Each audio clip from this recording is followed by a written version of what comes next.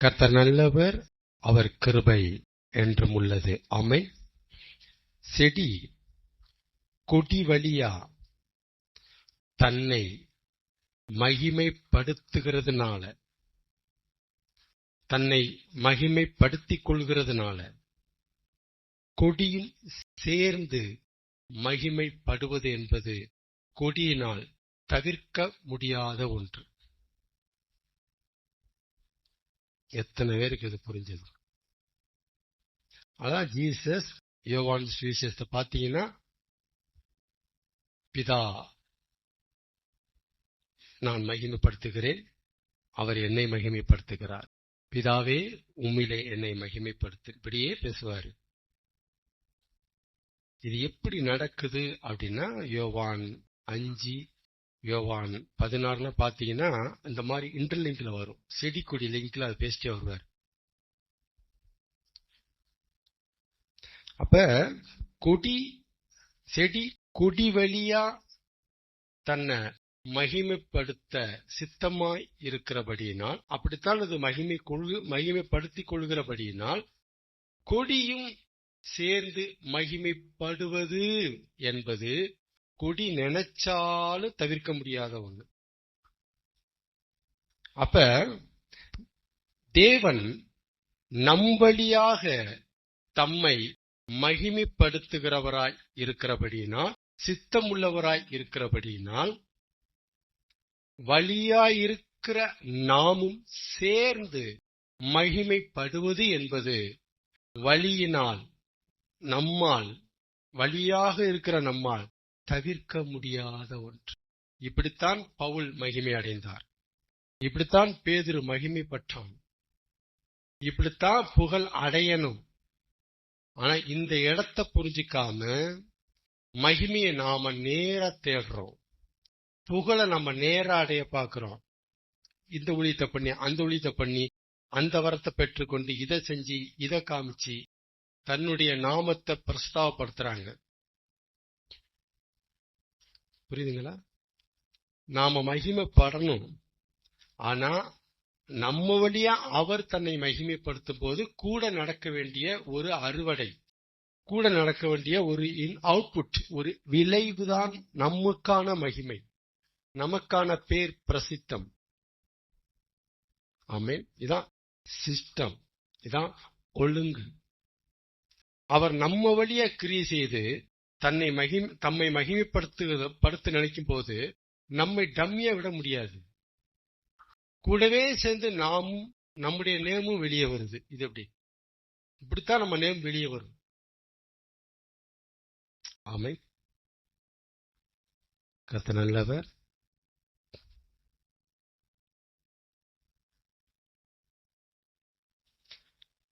ஆண்டவர் கையில இருந்த யூதாசால ஆண்டவரை விட்டு போக முடிஞ்சிருக்கு. உண்மையா இல்லையா? இயேசு சொன்னாரு, என் கையிலிருந்து ஆடுகளை பறித்து கொள்ள ஒருவனாலும் கூடாது, என் பிதாவின் கையிலிருந்து ஆடுகளை பறித்து கொள்ள ஒருவனாலும் கூடாது. பிதாவினுடையவைகள் யாவும் என்னுடையவைகள், என் பிதா என்னிலும் பெரியவராய் இருக்கிறார். அதனால அவர் கையில இருந்து அவருடைய ஆடுகளை பறித்து கொள்ள எவனாலே முடியாது, ஒருத்தனும் அப்படி பிறக்க முடியாது அப்படின்ட்டு ஸ்ட்ராங்கா போல்டா ஜீசஸ் பேசி இருக்கும் போது, உங்கள்கிட்ட கேட்பாங்க கேள்வி, பேசி இருக்கும் போது யூதாஸ் எப்படி அவர் கையை விட்டு வெளியே வந்தான்? யூதாஸால அவர் கையில இருந்து வெளியே போக முடிஞ்சிருக்குல்ல. அப்ப அவர் சைடு அவர் கரெக்டா இருக்கிறாரு, பட் நம்ம சைடு நாம கரெக்டா இல்லாத பட்சத்துல நாம வெளியே போக முடியும். இதுதான் உபதேசம். Is it correct? இந்த கேள்வி பதில் சொல்லணும். அந்த மாதிரி கேள்வி இது கரெக்டா? எல்லாம் அப்போஸ்தலன் அவன், 10 11 கிடையாது, அவன் 12 பேர்ல ஒருத்தன். அவன் அவனா வந்தது கிடையாது. செலக்ட் பண்ணதே ஜீசஸ் தான். அவனா வந்தது கிடையாது. அவனை தெரிவு செஞ்சதே ஜீசஸ். சும்மா இருந்தவனை கூப்பிட்டு அவர் தான் வாடான்னாரு, அப்போஸ்தலனாரு. மத்த யார்ட்டுமே பணத்தை கொடுத்து வைக்காம பணப்பைய யூதாஸ்க்கு கொடுத்து வச்சிருந்தாரு. அக்கௌண்ட்ஸ் டிபார்ட்மெண்ட் அவன்கிட்ட இருக்கு. வரவு செலவுலாம் அவர் தான் பார்த்துட்டு இருக்கிறாரு. அவர் தான் அக்கௌண்ட்ஸ் மேனேஜர். அவர் தான் என்ன இன்கம் என்ன அவுட்புட், அததான் அந்த அக்கௌண்ட்ஸ் மேனேஜர் ஒருக்க ரொம்ப விசனப்பட்டு இந்த தைலத்தை விற்று 300 பணத்துக்கு விற்று தரித்திரருக்கு கொடுக்கலாமே, என் கையில பணமா வந்திருக்குமாப்பா, என்னுடைய பேங்க் அக்கௌண்ட்ல வந்திருக்கு 300 ரூபா அப்படின்னு அந்த மணியை பத்தி அவர் பேசினார். யூதாஸ் யாரு? Accounts manager. அவர் தான் அக்கௌண்ட்ஸ் டிபார்ட்மெண்ட் அவர் தான் நிர்வகிக்கிறாரு. சரி, ரைட். என்ன சொல்ல வரேன், இதெல்லாம் அவன் பொறுப்பு அவர் தான் தந்தார். அப்ப இவ்வளவு நெருக்கமான இயேசுவே தேர்ந்தெடுத்த ஒரு நபர் போயிருக்க முடியுதுல்ல. அப்ப ஆண்டவர் கையை விட்டு போக முடிஞ்சிருக்குல, பறித்து கொள்ள முடியாதுன்னா அது அவர் சைடு கரெக்ட். நம்ம side what is your answer? கேள்வி கரெக்டா? கேள்வி கேட்க வேண்டிய கேள்வி.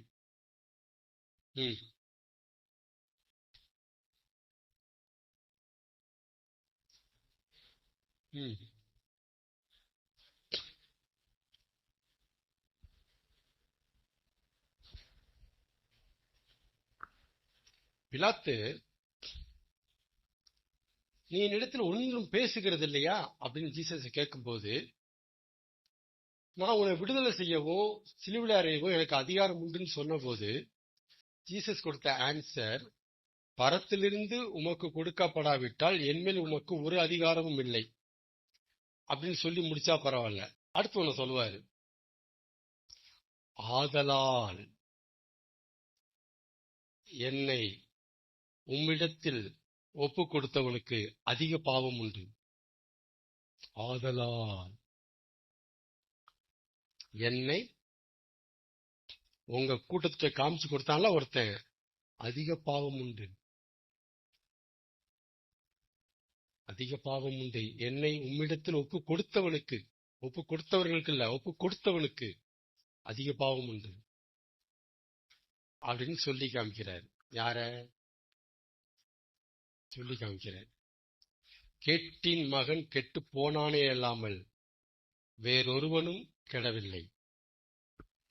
யாரை குறித்து சொல்றாரு? அப்படியே வசந்தோடி போருங்க. என்ன மகன் அவன்? கேட்டின் மகன், அதிக பாவம் உள்ளவன். சரி, இதை கேட்டவனையும் பிலாத்து பயந்துட்டான். ஒப்பு கொடுத்தவனுக்கே அதிக பாவம் உண்டுனா கொலை செய்ய தீர்ப்பு எழுத சொன்னா எனக்கு என்ன பாவம்டாங்கிறான். அவரை விடுவிக்க வகை தேடினான். ஐயோ, ஒப்பு கொடுத்தவனுக்கு எவ்வளவு பாவமா, நம்ம பாருங்க தீர்ப்பை கொலைக்கு எழுதிட்டோம்னா நம்ம என்ன பண்றதுங்கிறான். பிலாத்து பயந்துட்டான். சரி, டாபிக் வருவோம். இப்ப என்ன கரெக்டா? எது கரெக்ட்? நல்லா இருக்கு, பார்க்க நியாயமா இருக்கும். இதான் சொல்றேன். இந்த மாதிரி சிக்கல்கள்லாம் ஆவியானவர் தான் ரிலீஸ் ஆகணும், அவர் தான் வரணும். இது சரியா வராது. ஆமென். ஆண்டவர் கையில இருந்த யூதாசால ஆண்டவரை விட்டு போக முடிஞ்சிருக்கு பிரியமானவர்களே. அதனால நாமளே நினைச்சாலும் ஆண்டவர் கையை விட்டு நம்மளால போக முடியாது என்று சொல்லுகிற உபதேசத்தை நம்பாதிருங்கள்.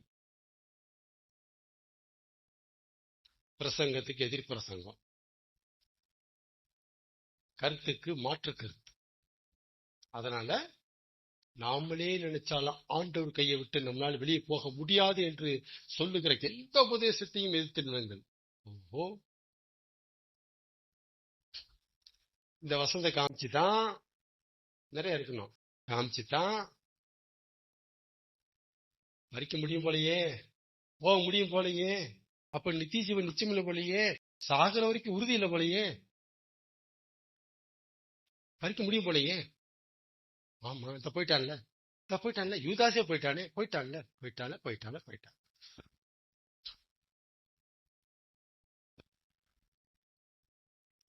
அப்படி உபதேசிக்கிறது தவறுன்னு நான் சொல்றேன்.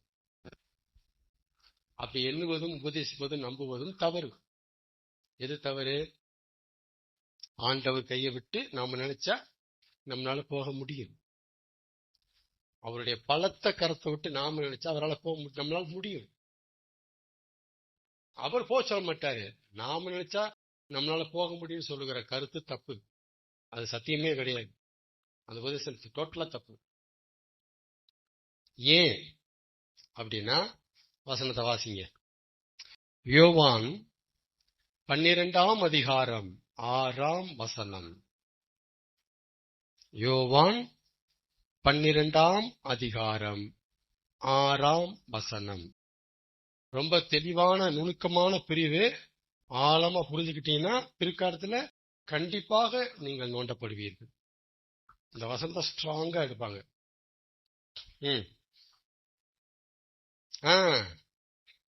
அவன், அதாவது மரியாள் யாரு? மரியாள் யாரு? மார்த்தாளின் சகோதரி, லாசருவின் சகோதரி. இது எப்ப நடக்குது தெரியுமா? 11ஆம் அதிகாரத்துல லாசருவை எழுப்பிட்டாரு, செத்த லாசருவை. 11ஆம் அதிகாரத்துல விருந்து நடக்குது. எங்க? அதே பெத்தானியா கிராமத்துல, அதே லாசரு வீட்டுல.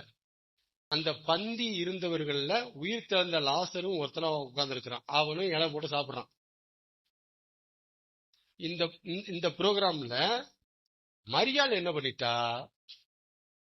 என்ன செய்யறது? நல்லதம்மா விட்டு அங்க இயேசுக்கு பூச ஆரம்பிக்கிறா, தைலம் பூசுறா. அந்த ஸ்மெல், அந்த வாசனை வீடையே நிரப்பிடுச்சு. ஓகே. உடனே அக்கௌண்ட்ஸ் மேனேஜர் யூதாஸ் காரியத்தை ஒண்ணு சொல்றாரு. அதான் முதல்ல சொன்னாரு, 300 பணத்துக்கு விற்று தரித்திரருக்கு கொடுத்திருக்கலாமே, இப்படி வேஸ்ட் பண்ணிட்டியம்மா. அது அப்படியே கொடுத்தனா வித்திருப்ப 300 ரூபாய்க்கு ஒரு காணிக்க கொடுத்திருக்கலாங்க. இப்படி பண்ணிட்டியம்மா, 300 ரூபாய் வேஸ்ட் பண்ணிட்டே தாயி, உடச்சு ஊத்திட்டே தாயி, கீழே போட்டியே, 300 பணத்தை வேஸ்ட் பண்ணிட்டியே. அக்கௌண்ட் ஃபயர் ஆகுறாரு. சரி, இங்க போக்கஸிங் என்ன? அங்க என்ன எழுதியிருக்கு? அவனை குறித்து வசனம் என்ன சொல்லுது? அவன் தரித்திரரை குறித்து கவலைப்பட்டு இப்படி சொல்லாமல், அண்டர்லைன் வேர்டு, அவன், இயேசு சொல்றாரு யூதாச கேட்டின் மகன்கிறாரு. இதை எழுதின யோவான் சொல்றாரு என்னது? அவன் திருடனானபடியினாலும். அப்புறம் பணத்தை எப்பயுமே பாக்குறவன் பணப்பைய வச்சிட்டு இருப்பான். வர்ற காணிக்கெல்லாம் தூக்கி உள்ள போட்டுக்குவான். அவர் தான் பார்ப்பாரு அதை, எவ்வளவு பணம் இருக்கு, நீங்க 100 அப்படி எடுத்து வச்சுக்குவோம். அவன் திருடனானபடியினாலும். அப்புறம் பணப்பையே வைத்துக்கொண்டு அதில் போடப்பட்டவைகளை சுமக்கிறவனானபடியினாலும் இப்படி சொன்னான். தரித்திரர் குறித்த உரி கிடையாது. 300 போச்சே 300 பணம் போச்சே, வந்தா நான் ஒரு 50-50 எடுத்திருக்கலாமே, போச்சே. திருடனானபடியினால். நம்பர் 1. நம்பர் 2, மத்தேயு 26:15.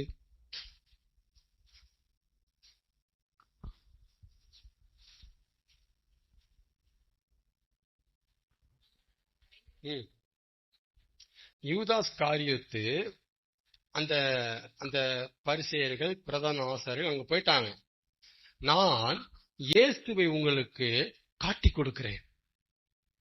அவர் எங்க இருக்கிறாரு, எப்ப அவரை பிடிக்கலாம், எப்ப கொஞ்சம் அசருவாரு, நான் இடத்தை காட்டி கொடுக்கிறேன். பகல்ல பிடிக்க முடியாது, நைட்டு. நான் அவரை காட்டி கொடுக்கறேன். சரி, நீங்க எனக்கு என்ன கொடுப்பீங்க கேக்குறான் பாருங்க கேள்வி. வியாபாரம் பேசுறான் பாருங்க. வந்து அவன் என்ன வேலை பாக்குறான்னு பாருங்க. நான் உங்களை காட்டி கொடுக்கறேன், எனக்கு எது வேண்டாம், எனக்குமே பிடிக்கலதான், நீங்க கூட்டு போங்க அப்படி சொல்லல. காட்டி கொடுக்கறேன், நமக்கு எவ்வளவு அவன் கேக்குறான். யாரு? 12 அப்போஸ்தலர்களில் ஒருவனாகிய யூதாஸ் காரியோத். நமக்கு எவ்வளவு கிடைக்கும்? ரேட் சரிப்பட்டு வந்தா அந்த வேலை செய்யறேன், இல்லைன்னா விட்டுருவேன், அடுத்தால போய் பார்ப்பேன். ரேட் பேசுறான். யாருக்கு? காட்டி கொடுக்கிற இந்த வேலைக்கு ரேட்டு. ரகசியத்தை நான் விற்கிறேன், எவ்வளவு கிடைக்கும்? சரி, அப்புறம் அதற்கு அவர்கள் 30 வெள்ளிக்காசு கொடுக்க உடன்பட்டார்கள். ரேட்டு கரெக்டா இருக்கு, செஞ்சிருவோம், இது போதும்.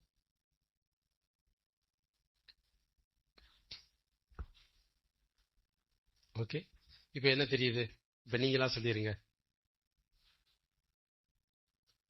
கரெக்டா சொல்றது யாரு? சப்ஜெக்ட் இங்க என்ன? டாபிக் என்ன? ஃபர்ஸ்ட்ல என்ன சொல்லிட்டு இருக்கிறோம் நம்ம? ஜீசஸ் யோவான் 10:8 நினைக்கிறேன். என்ன பேசினாரு? என்ன பேசுறத நம்ம ஆரம்பிச்சோம்?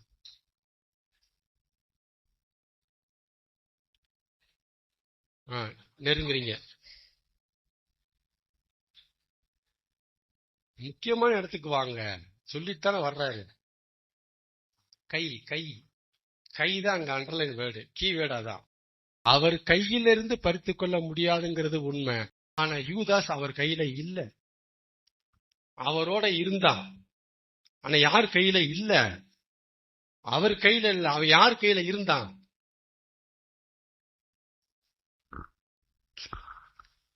யார் கையில இருந்தான்? வசனங்களை காமிச்சுங்க. யூதாஸ் யார் கையில இருந்தான்? இன்னும் கரெக்டா வசனம் பூரா என்ன படிச்சீங்க? அவனை பற்றி என்ன படிச்சீங்க?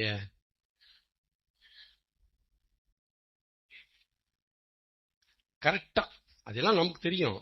கொஞ்சம் வெளியே சொல்லும். பணத்தின் கையில இருந்தான் அங்க வாங்க, மணி மைண்டட், கரெக்ட். ஆனா இப்படி சொன்னா பொருந்தும்.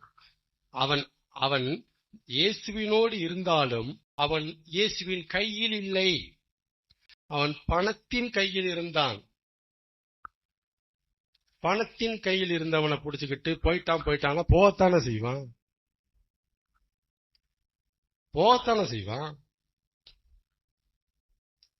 புரியுதா உங்களுக்கு?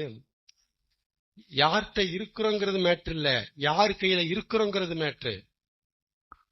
சொல்லுங்க, நாம யார்கிட்ட இருக்கிறோங்கிறது டசன்ட் மேட்டர், நம்ம யார் கையில இருக்கிறோங்கிறதா மேட்டர். கையில இருக்கிறது வேற, ஒருத்தட்ட இருக்கிறது வேற.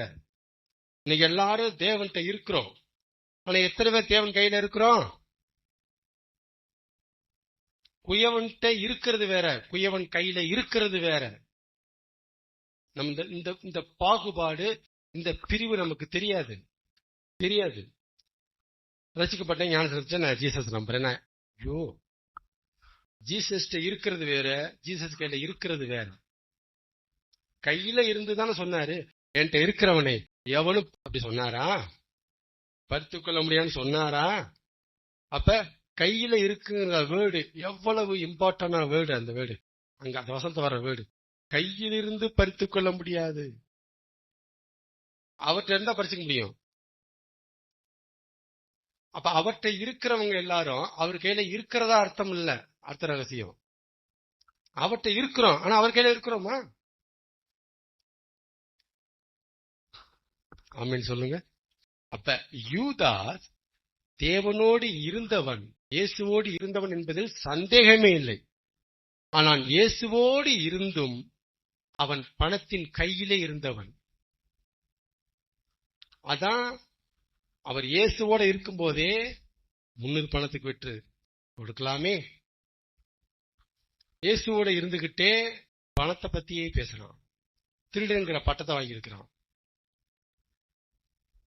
கிளியர்? அப்ப என்ன சத்தியம்? யூதாஸ் காரியோத்து ஆண்டவர் கையில் இல்லாத ஒரு நபர், அதே நேரத்தில் ஆண்டவரிடத்தில் இருந்த ஒரு நபர். நீங்க யூதாஸ் ஆண்டவரோட இருந்ததை வச்சுக்கிட்டு ஆண்டவர் கையில இருந்த யூதாஸ் என்று எண்ணுவதுதான் தவறு. அங்கதான் தப்பு பண்ணீங்க சொல்ல வரேன் நான். நீ அவனை பத்தி வசனத்தை படிங்க, அவன் எங்க இருந்திருக்கிறான்ட்டு. ஆமென். உங்கள் இருதயம் எங்கே, உங்கள்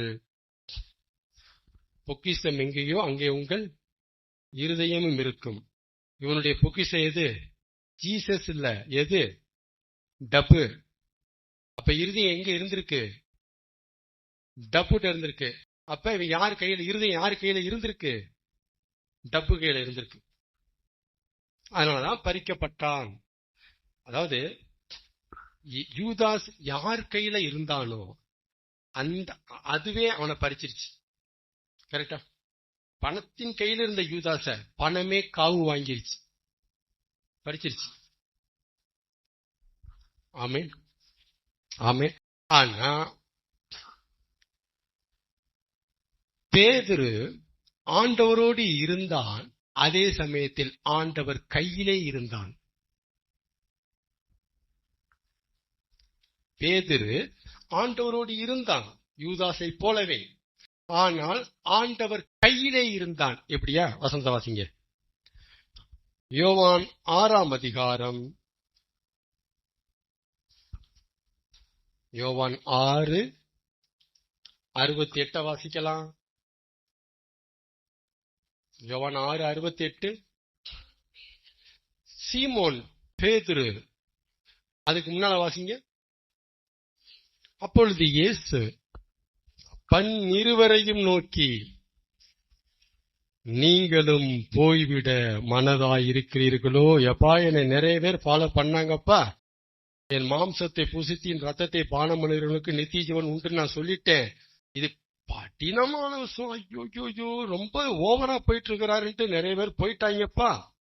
இப்ப பாருங்க, இப்ப என்னுடைய கவனம் இப்ப 12 பேர் ஆகிய உங்க மேல திரும்பி இருக்கு. ஏன்னா உங்களை நான் தான் செலக்ட் பண்ணேன்.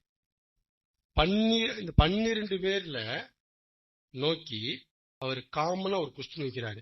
நீங்களும் அவங்கள மாதிரியே என்னை விட்டு போய்விட மனதா இருக்கிறீர்களோ? அவர் கண்ணு 12 பேரை தேடுது. இவரு ஒருத்தனை பார்த்து கேட்கல. இந்த கேள்வி யாரை பார்த்து கேட்கல? 12 பேரை பார்த்தும் கேட்டாரே தவிர ஒருத்தனை பார்த்து கேட்கல.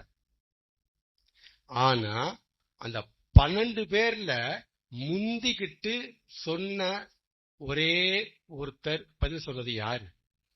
பேதுரு. அவர் என்ன பதில் சொன்னாருங்க அவனிங்க?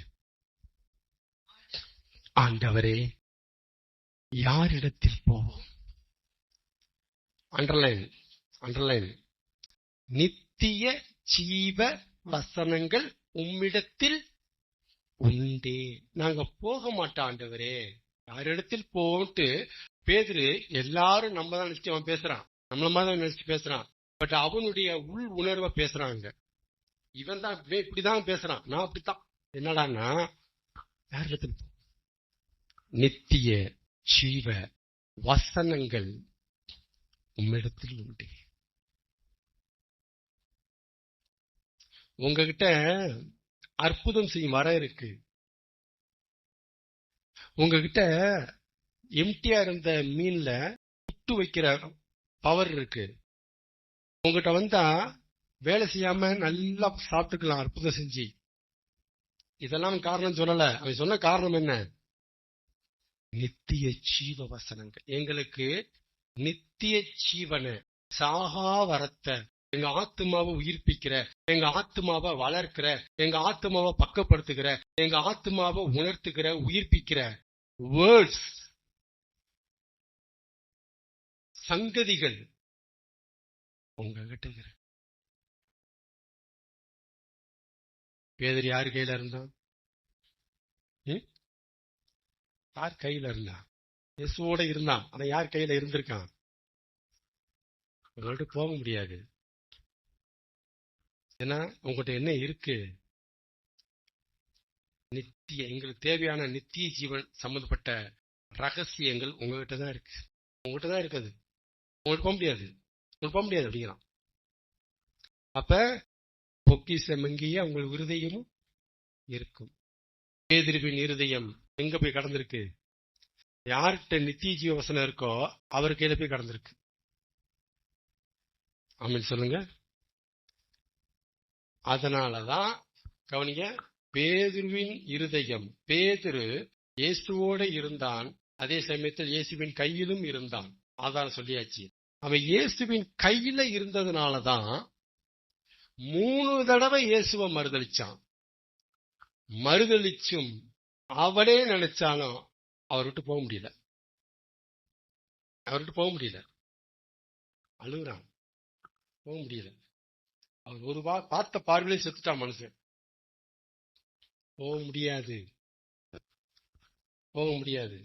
திரும்ப திரும்ப சொல்றேன், போக முடியாது. இது அவர் கையில இருக்கிற வரைக்கும். அவர் கைங்கிற வேர்டுக்காக யாருங்க அவர் கைக்கு வருவானா? அவருடைய ஆடை அல்லாமல் வேறே ஒரு ஆடுகளும் அவர் கையில் இருக்க முடியாது. இது அதுக்கு முந்தின சத்தியம். அப்படி போயிடணும். இது மிடில்ல பேசிட்டு இருக்கிற நேரமா யாராங்க அவர் கைக்கு வர முடியும், வந்து பெர்மனண்டா இருக்க முடியும்? எவ்வளவு போராட்டத்தின் மத்தியிலும்னா யாருதான்?